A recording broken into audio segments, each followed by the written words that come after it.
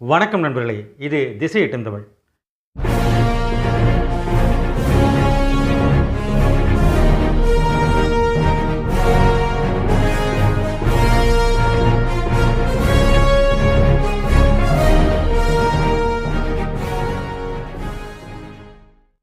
இந்த சேனல் வழியாக உங்களை சந்திக்கிறதுல ரொம்பவே மகிழ்ச்சி. இன்றைக்கி நம்ம பார்க்கக்கூடிய எழுத்தாளர், அவருடைய புத்தகம் என்ன அப்படின்னு பார்த்தீங்கன்னா, எழுத்தாளர் எஸ் ராமகிருஷ்ணன் அவர்களுடைய 1000 வண்ணங்கள் அப்படிங்கிற இந்த கட்டுரை தொகுப்பை தான் இன்றைக்கி பார்க்க போகிறோம். 1000 வண்ணங்கள் அப்படிங்கிற இந்த கட்டுரை தொகுப்பானது முன்பு உயிர்மை பதிப்பதின் வழியாக வெளிவந்தது.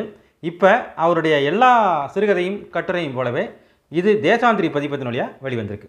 நண்பர்களே, எஸ் ராமகிருஷ்ணன் நம்மளுடைய சேனலில் இதற்கு முன்னாலேயே அவருடைய கட்டுரை தொகுப்பையும் சிறுகதை தொகுப்பை பற்றி நம்ம அறிமுகம் பண்ணியிருக்கோம். அந்த வகையில் கூடுதலாக சில அறிமுகத்தை செய்யலாம்னு நினைக்கிறேன். எஸ் ராமகிருஷ்ணன் தமிழில் உள்ள முன்னணி எழுத்தாளர். அவர் நிறைய சிறுகதைகள், நாவல்கள் இருக்கார். குறிப்பாக என்ன அப்படின்னா யாமம், அதே போல் நெடுங்குருதி, இந்த மாதிரி கவனிக்கத்தக்க நாவல்களையும் நிறைய சிறுகதைகள் இருக்கார். அவருடைய உபபாண்டவம் அப்படிங்கிற புத்தகமானது மகாபாரத கதையை பற்றி சொல்கிறக்கூடிய ஒரு கதை அப்படின்னு சொல்லலாம். சரி, இந்த 1000 வண்ணங்கள் அப்படிங்கிற இந்த கட்டுரை தொகுப்பு எதை பற்றினது அப்படின்னு பார்க்கலாம். நம்மளில் பலருக்கும் என்ன அப்படின்னா, பெரும்பாலும் கலைகளில் பெரிய ஈடுபாடு கிடையாது. நம்மளுக்கு கலைகள் அப்படின்னாலே சினிமா மட்டும்தான், டிவி, இது போன்ற விஷயங்களில் மட்டும்தான் நம்மளுக்கு கவனம் இருக்கும். அதுவும் கூட கலைகளில் வேறு எந்த கலைகளையும் பெரிய ஈடுபாடே கிடையாது. ஆனால் எஸ் ராமகிருஷ்ணன் இந்த புத்தகத்தில் என்ன சொல்கிறார் அப்படின்னா, ஓவியங்களையும் சிற்பங்களையும் எப்படி கவனிக்கணும், எப்படி பார்க்கணும் கற்றுக் கொடுக்குறாரு. நம்ம பெரும்பாலும் நவீன ஓவியங்களை பற்றி பெரிய சிந்தனையே நம்மளுக்கு கிடையாது. நவீன ஓவியங்களை பார்த்தா இது என்ன பெரும் கோடு கோடாக இருக்குது அப்படின்னு நினைப்போம். அல்லது இந்த படம் எதுக்கு சாதாரணமாக இருக்கே அப்படின்னு நம்ம நினச்சி போவோம். சிற்பங்களை பார்த்தா இன்னும் சுத்தம். சிற்பங்களை நம்ம கண் கூர்ந்து பார்க்குறதே கிடையாது. கோயிலுக்கு போவோம், சிற்பங்களை பார்த்துட்டு அப்படியே வருவோம், கூடுமான வரைக்கும் ஒரு செல்ஃபி எடுப்போம், அவ்வளோதான். இந்த கட்டுரை தொகுப்பில் எப்படி ஓவியங்களை அணுகணும் அப்படிங்கிறாரு, எப்படி சிற்பங்களை பார்க்கணும் அப்படின்னு சொல்கிறார். ஒரு 18 கட்டுரைகள் இந்த தொகுப்பில் இருக்குது. இந்த 18 கட்டுரைகள் எதை பற்றினது அப்படின்னா, ஓவியங்களையும் சிற்பங்களையும் பற்றி மட்டுமே சொல்லக்கூடிய கட்டுரைகள். அதில் ஒரு 3 கட்டுரைகளை நான் உங்களுக்கு உதாரணத்துக்கு சொல்ல போகிறேன். ஒன்று, கல்லில் ஓடும் நரம்புகள் அப்படின்னு சொல்லிட்டு, அதாவது சிலைகளில் நரம்பு படைக்கிற மாதிரி சிலைகள் நிறைய இடங்கள் இருக்குது. நம்ம அதை பார்த்துருக்கலாம், ஆனால் பார்த்துட்டு கவனிக்க மாட்டோம். பார்த்தல் வேறு, கவனித்தல் வேறு அப்படிம்பாங்க. அது எல்லாருக்குமே தெரிஞ்சது தான். சும்மா சாதாரண பார்க்குறது ஒன்று, கவனிக்கிறது ஒன்று. இவர் கவனிக்க சொல்கிறார். இந்த கல்லில் ஓடும் நரம்புகளில் அவர் என்ன சொல்கிறார் அப்படின்னா, நிறைய கோயில்கள் உள்ள சிற்பங்களை பற்றி சொல்கிறாரு. குறிப்பாக என்ன சொல்கிறாருன்னா, திண்டுக்கல் பக்கத்தில் உள்ள தாடிக்கொம்பு அப்படிங்கிற ஊரில் உள்ள பெருமாள் கோயில் உள்ள சிற்பங்களை பற்றி பேசுகிறாரு. எனக்கு தெரிஞ்ச வரைக்கும், இது வரைக்கும் நான் படித்து ஓரளவு பார்த்தது என்ன அப்படின்னா, சேலத்தில் உள்ள தாரமங்கலம் சிற்பங்கள் தெரியும். அதே போல் கும்பகோணம் ராமசாமி கோயில் உள்ள சிற்பங்களை தெரியும். தாராசுரம், தஞ்சாவூர் பெரிய கோயில், அதே போல் திருநெல்வேலியில் கிருஷ்ணாபுரம் கோயில், இது மட்டும்தான் எனக்கு ஓரளவுக்கு தெரிஞ்சது. ஸ்ரீவில்லிபுத்தூர் ஆண்டாள் கோயிலில் உள்ள சிற்பங்கள், இது மட்டும்தான் எனக்கு தெரிஞ்சது. ஆனால் இதில் தான் அவர் தாடிக்கொம்பு அப்படிங்கிற பெருமாள் கோயிலில் உள்ள சிற்பங்களை பற்றி பேசுகிறாரு. ரொம்ப ஆச்சரியமாக இருந்தது. திண்டுக்கல் பக்கத்தில் அந்த ஊர் இருக்குது. அந்த தாடிக்கொம்பு பெருமாள் கோயிலில் என்ன விசேஷம் அப்படின்னா, அதில் உள்ள மன்மதன் ரதி சிற்பத்தை பற்றி பேசுகிறாரு. மன்மதன் ரதி சிற்பங்கள் நிறைய கோயில்கள் இருக்குது. அது பின்னாடியே சொல்லிக்கிட்டே வர்றாரு. இந்த கோயிலில் உள்ள சிற்பங்கள் ரொம்ப முக்கியத்துவம் வாய்ந்தது. ஆனால் என்ன சிக்கல் அப்படின்னா, இந்த ஊர் ஒரு பரிகார ஸ்தலம் போல். நம்ம ஊரில் திருமணம் ஆகாட்டினா கோயில் போய் பரிகாரம் பண்ணாங்க இல்லையா, அதே மாதிரி பரிகார ஸ்தலமாக இந்த கோயிலில் உள்ள ரதி மன்மதனுக்கு சந்தன அபிஷேகம் பண்ணால் சீக்கிரமே கல்யாணம் நடக்குன்னு எவனோ சொல்லிட்டான். அதை பார்த்துக்கிட்டு எல்லா பேரும் சந்தன அபிஷேகம் பண்ணியிருக்கான். போய் பார்த்தா ரதி மதிமன் சிற்பமே எப்படி இருக்கு அப்படின்னா, சந்தனம் ஒழுகுன அந்த இதோடு இருக்குது. தமிழ்நாட்டு மக்கள் சிற்பங்களை எந்த அளவுக்கு கவனக்கரமாக கையாளுறாங்க அப்படிங்கிறதுக்கு ஒரு உதாரணமே இதுதான் அப்படிங்கிறாரு. நான் இப்போ யூடியூப்பில் கூகுளில் போட்டு பார்த்தப்ப முழுக்க முழுக்க சந்தனமாக தான் இருக்குது. அந்த கோயிலுடைய சிற்பங்கள் அப்படின்னு போட்டு ரதி மன்மதன் சிற்பம்னு போட்டு பார்த்தேன். போட்டு பார்த்தா தாடிக்கொம்பு ரதி மன்மதன் சிற்பம்னு நீங்கள் கூகுளில் போட்டிங்கனாலே தெரியும். அந்த இமேஜில் பார்த்தீங்கன்னா முழுக்க முழுக்க சந்தனாபிஷேகம் செஞ்ச ரதி மன்மதன் இருக்குது. பார்க்கவே முடியாத அளவுக்கு இருக்குது. அந்த அளவுக்கு மனம் வெறுத்து போய் சொல்கிறாரு. ஆனால் அற்புதமான சிற்பங்கள் அப்படிங்கிறாரு. இன்னமும் சொல்லப்போனால் அதில் மகாபாரதத்தில் அர்ஜுனுடைய சிற்பங்களை செதுக்கியிருக்காங்க. அற்புதமான சிற்பம், ஒன்றொன்றையும் மெதுவாக பார்க்கணும் அப்படிங்கிறார். சமீபத்தோட அவருடைய கேள்வி பதில் ஒன்று அவருடைய தேசாந்திரி யூடியூப் சேனலில் வருது. அப்போ அவர் சொன்னார், சிற்பங்களை பார்க்கறதுக்கு தனி கவனம் வேணும் அப்படிங்கிறாரு. அது ஒரு கலை அப்படிங்கிறாரு. சாதாரண பார்த்துட்டு போயிட முடியாது, வேகமாகவும் பார்க்கக்கூடாது, மெல்ல மெதுவாக தான் பார்க்கணும். ஒரு சிற்பத் தொகுதியில் என்னென்னலாம் செஞ்சுருக்காங்க அப்படின்னு நம்ம பார்க்க தெரியணும் அப்படிங்கிறாரு. அது சாதாரண ஒரு 5 நிமிடம் சொல்லிட்டு போயிட்டார் எஸ்ரா. ஆனால் இந்த கட்டுரையை பார்த்தீங்கன்னா எப்படி பார்க்கணும்னு சொல்லி கொடுத்தாரு. என்ன அப்படின்னா, ஒவ்வொரு ஊரில் உள்ள கோயில்களையும் என்னென்ன சிற்பங்கள் அழகாக இருக்குது அப்படிங்கிறாரு. குறிப்பாக ரதி மன்மதன் சிற்பம் வந்து எங்கெங்கெல்லாம் இருக்குதுன்னு சொல்கிறாரு. அது எங்கெங்கெல்லாம் நல்லா இருக்குது அப்படின்னு சொல்கிறாரு. ஒன்று சொல்கிறாரு, சேலத்தில் உள்ள தாரமங்கலம் கோயிலில், அந்த தாரமங்கலம் கோயிலில் இன்னொரு விசேஷம் என்ன அப்படின்னா, ரதி மன்மதனை மன்மதனுக்கு பக்கத்தில் நின்னாதான் ரதியை பார்க்க முடியும். அந்த மாதிரி செஞ்சுருக்காங்க.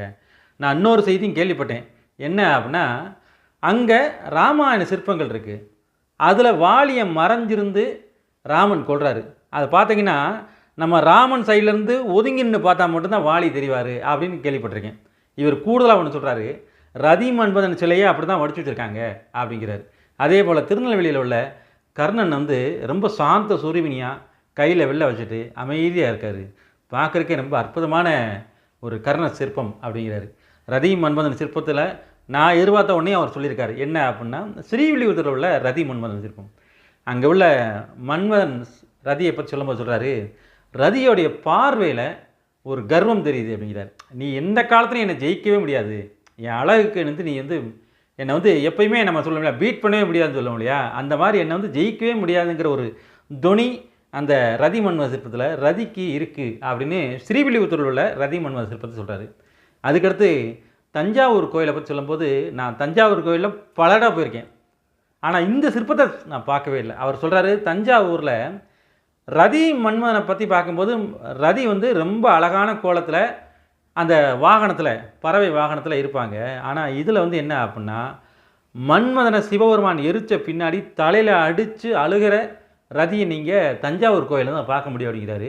நான் இத்தனை இடம் போய் அதை பார்க்கவே இல்லை. அடுத்த முறை கண்டிப்பாக இந்த கட்டுரைத்தொகையில் பரிச்சைக்காகவே நான் போய் பார்க்கணும்னு நினச்சிருக்கேன். அற்புதமான சிற்பங்கள் அந்த தஞ்சாவூர் கோயிலில் இருக்குது அப்படிங்கிறாரு.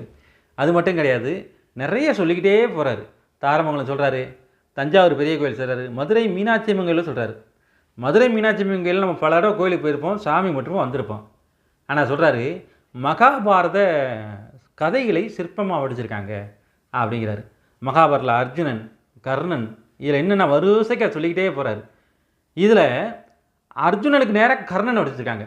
அது எவ்வளோ ஒரு ஒப்பீடு பாருங்கள். அர்ஜுனனுக்கு நிகரான வீரன் கர்ணன் அப்படிங்கிறக்காகவே 2 வரையும் ஒப்பீடு சொல்கிறாரு. இது ஒரு தொகுப்பில் சொல்கிறாரு. இதுக்கடுத்து என்ன சொல்கிறாருன்னா, இன்னொரு கட்டுரையில் என்ன சொல்கிறாருன்னா, காஸ்பர் டேவிட் அப்படின்னு ஒரு ஜெர்மானிய ஓவியரை பற்றி சொல்கிறாரு. நம்மளுக்கு பெரும்பாலும் நவீன ஓவியங்களை பற்றி கொஞ்சம் கூட பிரஞையே கிடையாது. ஆனால் இவர் என்ன செய்கிறாருன்னா, கிட்டத்தட்ட ஒரு 15 கட்டுரைகள் வந்து நவீன ஓவியங்களை பற்றி பேசுகிறாரு. அந்த ஓவியங்களை எப்படி அணுகணும்னு சொல்லித்தராரு. காஸ்பர் டேவிட் வந்து ஜெர்மானிய ஓவியர். அவருடைய இருவர் நிலவை பார்க்கிறார்கள் அப்படிங்கிற ஓவியம் ரொம்ப முக்கியமான ஓவியம் அப்படிங்கிறாரு. அதில் என்ன செய்கிறாரு அப்படின்னா, நிலவை பற்றி மட்டுமே அவர் நிறைய ஓவியங்களை வரைஞ்சிருக்காரு. 500க்கும் மேற்பட்ட ஓவியங்கள் வரைஞ்சிருந்தாலும் நிலவை பற்றி ஓவியங்கள் நிறைய வரைஞ்சிருக்காரு அப்படிங்கிறாரு. அந்த நிலவை பற்றி ஓவியங்களை வந்து வண்ண ஓவியத்தில் 2 பேர் நின்று நிலவை பார்த்துட்டு இருக்காங்க. அவங்க என்ன துணியில் நிற்கிறாங்க, இங்கே என்னென்ன சீனரிஸ்லாம் இருக்குது, அந்த காட்சிகளுக்கும் அவங்களுடைய மன ஓட்டத்துக்கும் என்ன தொடர்பு அப்படின்னு வரிசைக்காக சொல்லிக்கிட்டே போயிட்டே இருக்கார். பார்க்கும்போது நம்மளுக்கே அடடா அந்த ஓவியத்தில் இவ்வளவுலாம் இருக்கா, நம்ம சாதாரண பார்க்குறக்கும் ஒரு எழுத்தாளர் பார்க்குறக்கும் உள்ள வித்தியாசம் அதுதான். அது மட்டும் கிடையாது, நிலவை பற்றின ஓவியத்தை ஏன் இவர் நிறைய வரைஞ்சார் அப்படிங்கிறதுக்கு அவருடைய வாழ்க்கை வரலாறு படிக்கணும் அப்படிங்கிறார். இந்த காஸ்பர் டேவிட்டுடைய வாழ்க்கை வரலாறு படிக்கும்போது தான் ஏன் இவர் நிலவை பற்றி எழுதியிருக்காரு அப்படின்னு சொல்கிறாங்க. கவிஞர் கதை என்ன செய்கிறாருன்னா, நிலவை பற்றி நிறைய பேர் கவிதை எழுதியிருக்காங்க, அதே மாதிரி கதைகள் எழுதியிருக்காங்க. கவிஞர் கதை என்ன செய்கிறாரு அப்படின்னா, நிலவை பற்றி நிறைய டீட்டெயில்ஸ் வேணும் அப்படிங்கிறக்காக நிறைய ஆய்வு பண்ணுறாரு. அப்படி ஆய்வு பண்ணும்போதே தன்னுடைய நண்பர் காஸ்பர் டேவிட்டை சொல்கிறாரு, இந்த மாதிரி எனக்கு பல பரிணாமங்களில் உள்ள நிலவை வரைஞ்சு கொடு அப்படிங்கிறார். அப்படி தான் நிலவை வரைய ஆரம்பித்தார் காஸ்பர் வந்து. ஆனால் அதுக்கடுத்து என்ன, இவரே நிலவில் மயங்கிட்டார். நிறைய ஓவியங்கள் வரைகிறார். வரைஞ்சிக்கிட்டு 2 பேர் நிலவை பார்த்துருக்காங்க. அவங்க போட்டிருக்கிற ட்ரெஸ்ஸு வந்து என்ன அப்படின்னா, நெப்போலியனுக்கு எதிரான அணியினர்கள் போடக்கூடிய ஆடை அப்படிங்கிறாரு. இன்னொரு ஓவியத்தில் என்னென்னா, காஸ்பரும் அவருடைய மனைவியும் தேனிலவு கொண்டாடுறாங்க.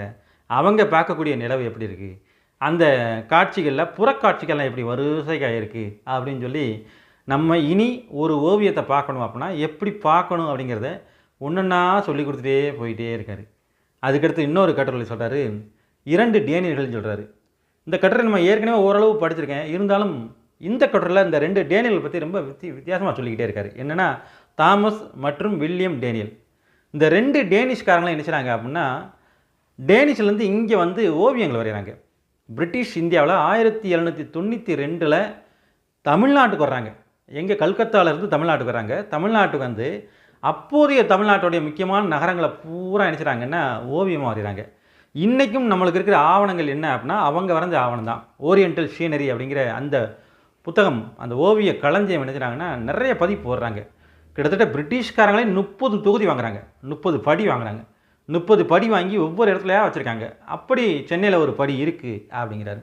அந்த படியில் உள்ள ஓவியங்களை பார்த்திங்கன்னா ரொம்ப அற்புதமாக இருக்குது. என்ன அப்படின்னா 1800களில் நாயக்கர் கட்டின கோட்டையை வந்து அப்போதைய மதுரை ஆட்சியாளர் என்ன செய்கிறாருன்னா, இது மாநகர விரிவாக்கத்துக்கு இடைஞ்சலாக இருக்குன்னு சொல்லி அந்த கோட்டையை இடிச்சிடுறாரு.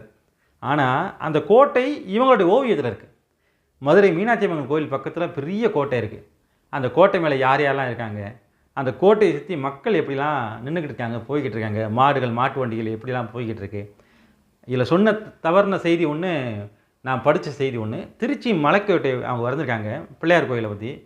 வெட்ட வெளியில் திருச்சி மலைக்கோட்டை மட்டும் இருக்க மாதிரி, வெளியே பூரா வயல்களாக இருக்குது. இப்போ பார்த்தா ஆச்சரியமாக இருக்குது. நீங்கள் திருச்சிக்குள்ளே போனீங்கன்னா மலைக்கோட்டை பார்க்குறதே மேலேருந்து மேம்பாலன்னு பார்த்தா தான் உண்டு, கீழேருந்து பார்க்க முடியாது. அந்த அளவுக்கு இன்றைக்கி கட்டிடங்கள் வந்துருச்சு. ஆனால் எதுவுமே இல்லாமல் மலைக்கோட்டை கோயில் மட்டும் இருக்குது, மற்ற எதுவுமே வயக்காடாக இருக்கக்கூடிய அந்த காட்சியை வரைஞ்சவங்களும் இவங்க தான். இதுக்கடுத்து இன்னொன்று சொல்கிறாரு, களக்காடு பக்கத்தில் உள்ள ஒரு கோயிலை வரைஞ்சிருக்காங்க.